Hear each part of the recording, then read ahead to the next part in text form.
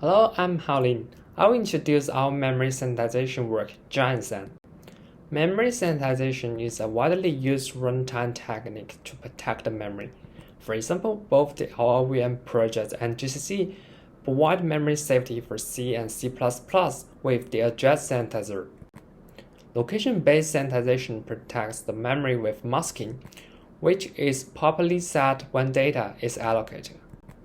The program probes the mask to see whether it is safe to manipulate the corresponding memory region. Illegal probe results will raise bug reports.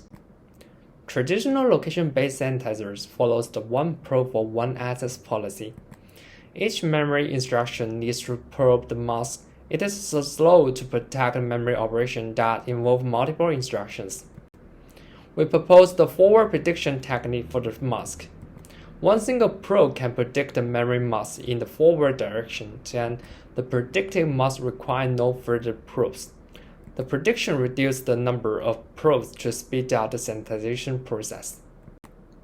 The forward prediction reduces the time complexity of sanitization. It leverages the spare bits in the existing solution to reduce the memory consumption. Please join our talk for more information. Thank you.